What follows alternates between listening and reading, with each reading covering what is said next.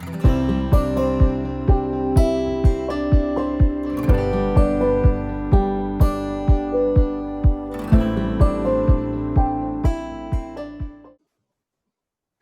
I'm recording now, so we're going to get going. Thank you so much for joining me here today. So if anybody else pops on, just some housekeeping. I already noticed that we already have mics turned off, so that's great.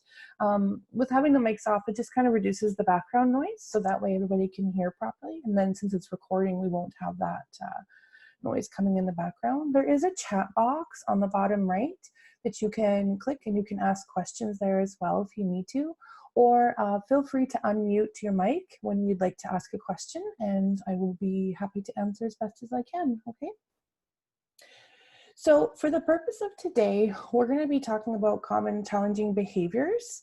And as much as I'd like to provide you with a one-stop solution to help you with them, unfortunately, that's just really not possible. Common challenging behaviors are challenging because there is no one set solution to them. There are many different reasons as to why children are engaging in them.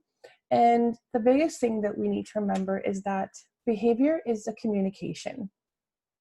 And I'm a big believer of that statement, but I also want us to start looking deeper into it. I want us to start figuring out how to have a growth mindset. And so when we have a fixed mindset, that's where we're looking at behavior is just bad. The children are just trying to be challenging to you. They're not trying to try and solve the problems. They're just being bad kids. That's a fixed mindset. Whereas a growth mindset is where we really want to figure out how to help and support these children, because most of the time, kids just really want to do well. They don't want to have these challenging behaviors. It's very frustrating for them. As much as it is for us, it's way more for them. So by us changing our mindset and how we look at the behaviors, that is the first big step in helping support those children as well. And then today we're going to go through a little bit of just how to become a detective. And I'm going to share some of the resources that I have used over the years that have really been helpful, especially with figuring out some of the challenging behaviors with our son as well. And then I'll give you some suggestions of how to be proactive instead of being reactive, because I'm sure a lot of the time right now we're very much reactive with what's happening with the behaviors. And then the last thing, one of the last things I want to talk about is how to co-regulate when you're in the storm with the children, when they are having those meltdowns. And I'll talk to you a little bit about how to handle them. And there's also a couple other resources I want to share at the end about how to document the challenges and how to create a supportive document to help further their learning and get through the challenging behaviors so they can learn the skills that they need. So as I said before, there is no one solution because each child is communicating their own need. So like I said, as much as I would love to say they're hitting and biting, do this and it will solve the problem, that's just not what's going to happen. Unfortunately, we have to really think and really look at the child and figure out what's going on. Okay, so the first thing I wanted to go through is, so what could they be communicating? Now, I'm a big fan of this book called The Explosive Child by Dr. Ross Green. It is a fantastic book. I'm probably only about halfway through it, and it's been so eye-opening. So I really wanted to share this book with you guys today. If you haven't read it, I highly recommend it. So he really believes that challenging behaviors are unsolved problems, and that they're really a lacking of skills within flexibility, adaptability, frustration tolerance, and problem solving. And I really liked this quote that was in the book. Behaviorally challenging kids are challenging because they're lacking the skills to not be challenging. And that is so important. He has so many examples in the book from all different age ranges, from toddlerhood all the way through school age, and just how a child is having a complete meltdown because they didn't have waffles to eat for the next day, and how they worked through with the child to gain the skills to communicate their needs and to deal with the frustration as well. So one of the examples that he talked about was simple. In the webinar registration form you guys filled out, a lot of the time I saw there were issues with sharing and hitting and screaming and things like that. So one of the examples was two young children, and one child was having difficulty sharing. And so he started to hit the child because he didn't want to share his toy with the other one. And he describes that as it's an unsolved problem in the ability for the child who's screaming and hitting he doesn't have the words to describe that he doesn't want to share, or that he just needs a few more minutes. So it comes out as impulsive behavior. So he hits instead of saying, I want to sorry, my phone's ringing, it's distracting me. Okay.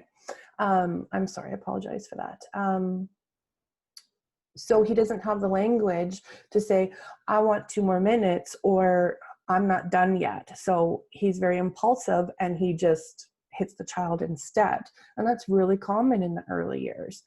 So it's not that he's trying to be bad, he's lacking the skills. He doesn't have the ability to problem solve in his head because it's too impulsive at that time.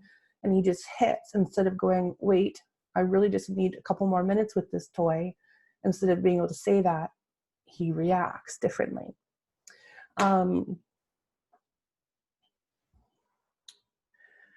So the other thing I wanted to point out in the book is that I found that a lot of the time people were saying that there's attention problems, that they're just trying to get their own way. They know how to push our buttons, and he actually addresses all of this in the book as well. And I think I'll just read one little bit from here about how he just wants to get his own way. He says here, we all want our own way. Some of us have the skills to get our own way adaptively, and some of us don't.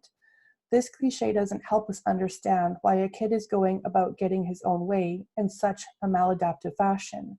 Adaptively getting one's way requires a lot of skills found lacking in behaviorally challenging kids. So it's not that he's just trying to get his own way, he's actually lacking the skills to be able to do that. So I think that's really interesting, because being that manipulative actually takes a lot of skill to do that. And these children, they don't have those skills. It has more to do with them being inflexible. They don't have the problem solving skills as well. Okay. So then, as I said, challenging behaviors are really just unsolved problems. Another great quote from here is, challenging behavior occurs when the demands being placed upon a child outstrip the skills he has to respond adaptively to those demands. So that again reiterates what we've already been talking about. But he actually talks about how these challenging behaviors are actually highly predictable, because the first time it happens, we didn't know it was going to happen. But after that, they are predictable. You can start to look at what's happening beforehand. What's happening with the child? Do they have the language? Do they have the emotional regulation? Do they have the social skills to be able to deal with the demand that you've put on them? And then you can start to solve them proactively and collaboratively with the children, especially the children who are able to communicate when they have that language as well. Work with them, ask them what kind of ideas they have, because he definitely talks about how we need to teach problem solving skills. When we just give them the answers, that's not helping them. We actually need to work with them so they can come up with the ideas in their head, because that's the problem. In those moments, they're not able to come up with the ideas of how to solve the problem. So when we just provide the solutions, we're not actually teaching them anything. We need to work with them, give them some ideas, give them some time to think about it, and see what they come up with as well.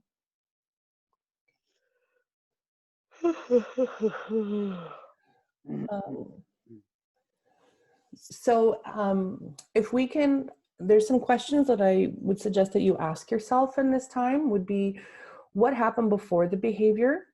What demand was put on the child? Has the child reacted this way before? Has the child shown the skills to solve the problem in past experiences? Because he also talks about in the book too about how challenging behaviors are not all the time. Like they don't exhibit these things every single situation of the day. Sometimes it's more specific things like transitioning from outside to inside, or transitioning from lunch to nap, or asking them to clean up toys.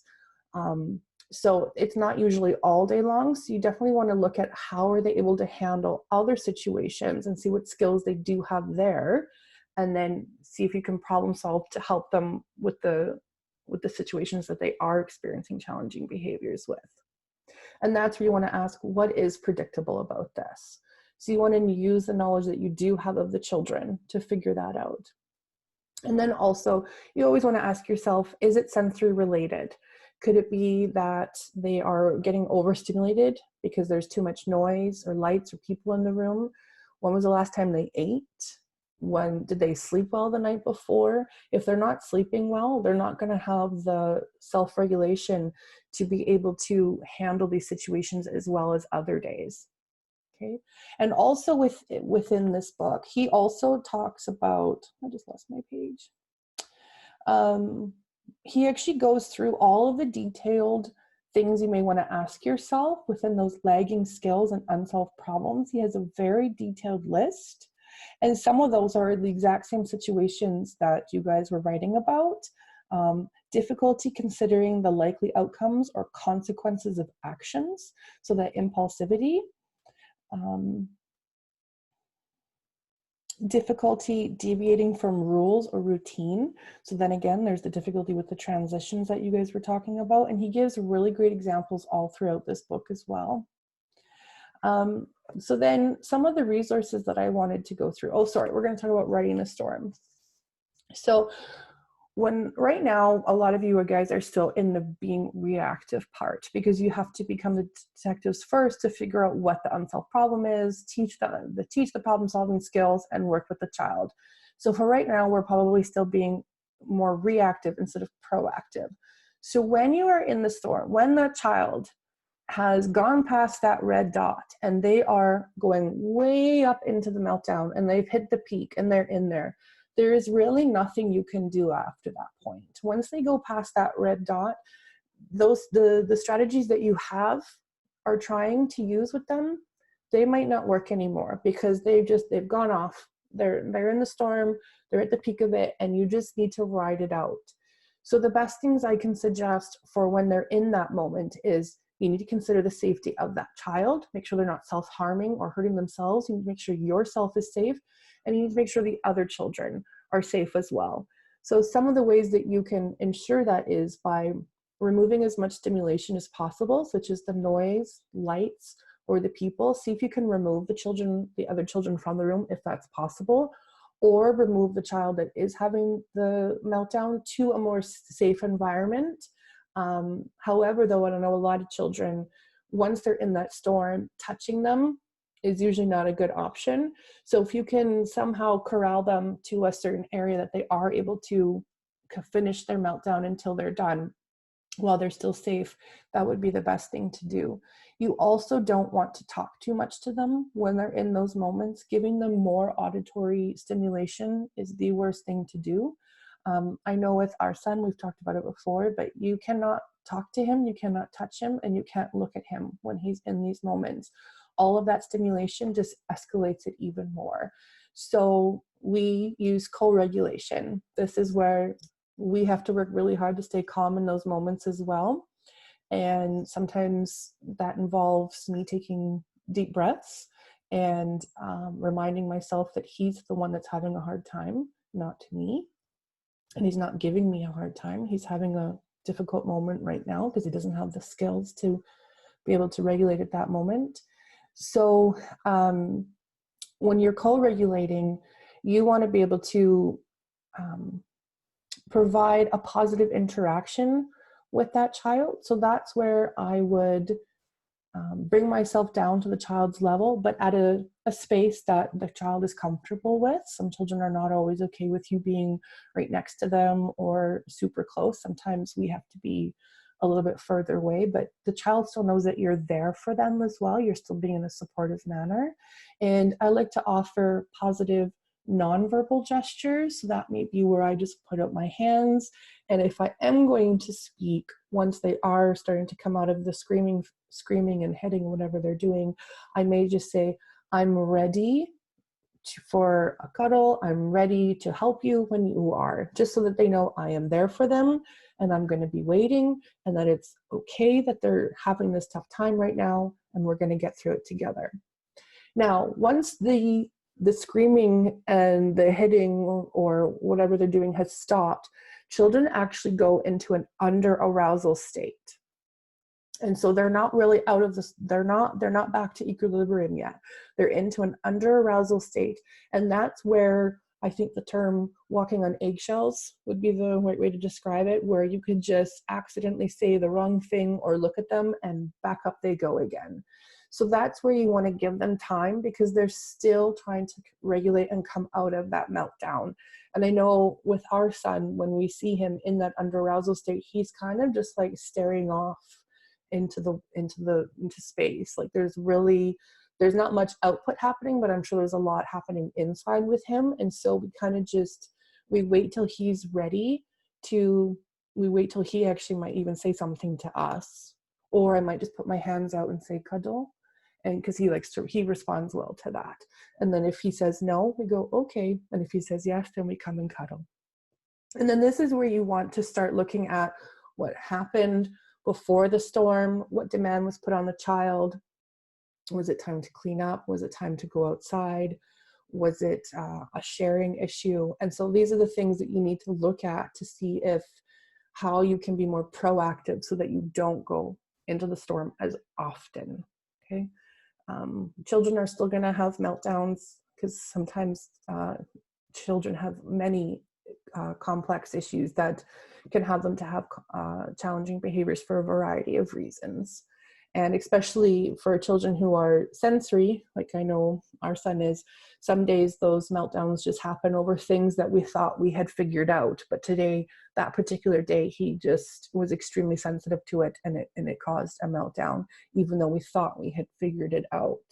So that's just where you always have to go back and look at and see what strategies are working or not working and adapt them as well. Okay, so the new resource that I actually just learned about, it's called a play tree, and I've actually never heard of them, and I thought it was a great tool, so I really wanted to share it with you guys. So this play tree is so simple. If you look at this, it looks really simple. It's just a bunch of boxes, but it is a tool that you can use in your environments to help create goals and write down your strategies so that you can be more supportive for those children. So you're obviously going to be writing your observations of what's happening with the children. And when you're writing those observations of the challenging times, you definitely want to make note, as I said before, of what's happening before. Was it leading up to nap or snack? Was it leading up to outdoor time? Was it a social interaction? And so when you're looking at all your different observations, you can start to see connections with what they're having challenges with as well. And you always want to make sure you're writing observations on good scenarios as well, because you want to see what skills they are able to complete as well, right? So with this play tree, the big oval in the middle is where you would put their initials. You don't use actual names and you don't use their gender writing on this, because this is a document that can be posted in your environment. So you want to keep that confidentiality as much as possible, because other parents could read it too if they happen to be wandering around. And so you want to keep these goals very objective, and you want to keep them specific. So when I learned about this tool, they had these color-coded boxes, the green, pink, and blue, because they were used for children who were getting like physiotherapy, speech pathology, and things like that. So, but they definitely talked about how these play trees can just be used in our environments for like building area, science or sensory area, or language and social skills. So you can color code the boxes the way that you like. You can organize them in any fashion, and it's very versatile. So what you do is you put the initials in the middle so you know who this play tree belongs to. Typically they do them per month as well, so you can always update them.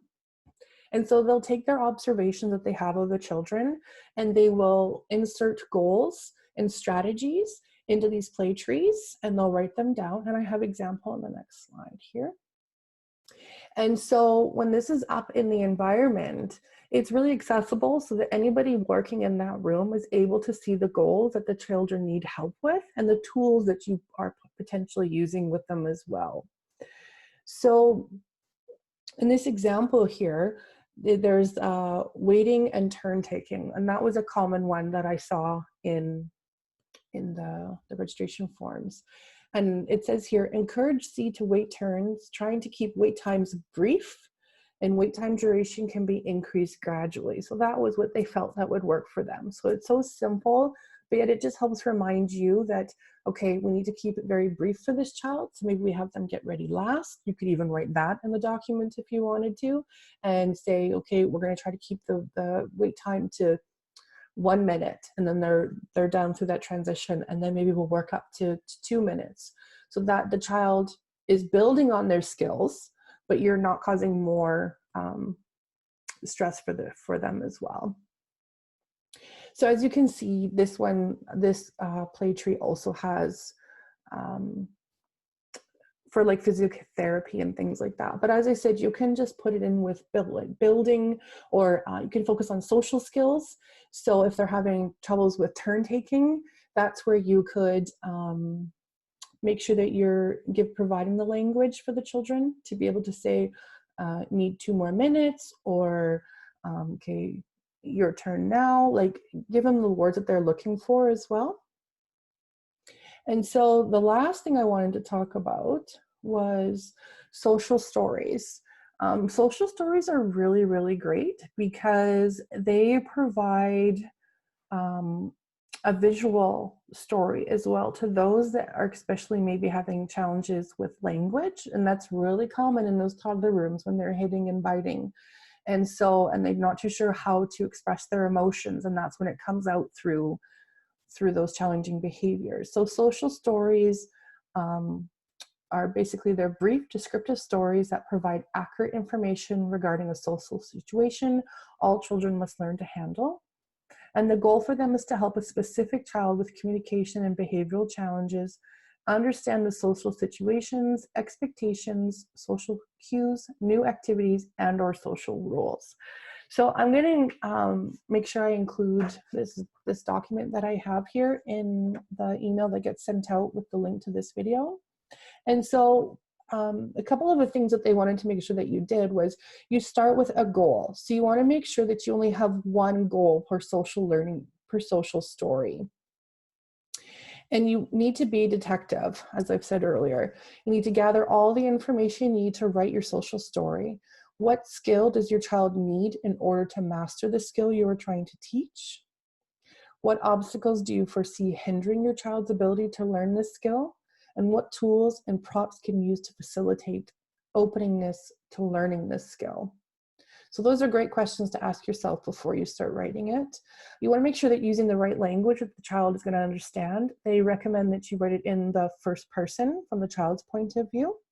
And you want to use simple, positive, age-appropriate behavior as well.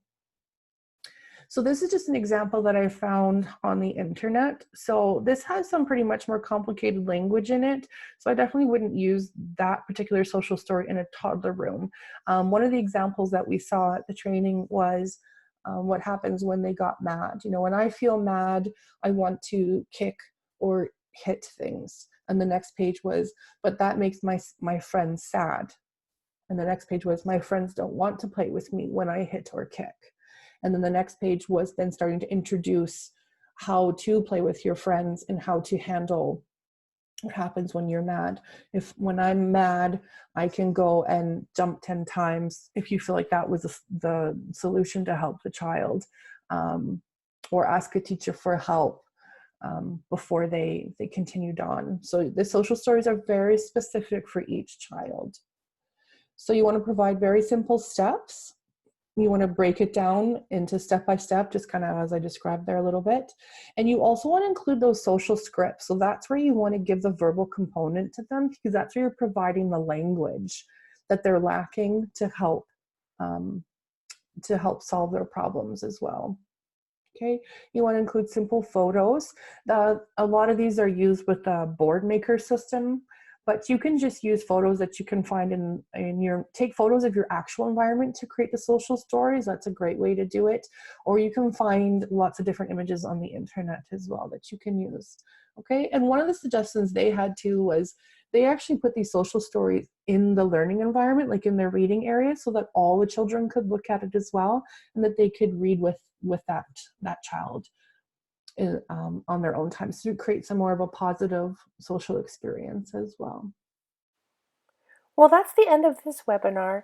And as I said, as much as I would have loved to have given you a step-by-step process as to how to handle these challenging behaviors, there is no one set solution for them. Otherwise, these challenging behaviors wouldn't be challenging if we were able to solve them very quickly. So this is why I highly recommend the Explosive Child book, because he gives you so many different ideas and strategies to help figure out what those unsolved problems are, because they could be related to language, they could be related to social interactions, and they could be related to even sensory as well. So the other book I highly recommend often is the Sensory Processing 101, and that is a great detailed book that will give you lots of information about what sort of other behaviors could be contributing to potentially sensory processing issues. And you'll find all of these resources on my website as well under the Educator Resources section on ronniespreschool.com. So I want to thank you so much for joining me. And again, if you have any questions, please feel free to ask me either through email or on my Facebook page, and I will be happy to support you in any way I can. Thank you so much. Have a great day.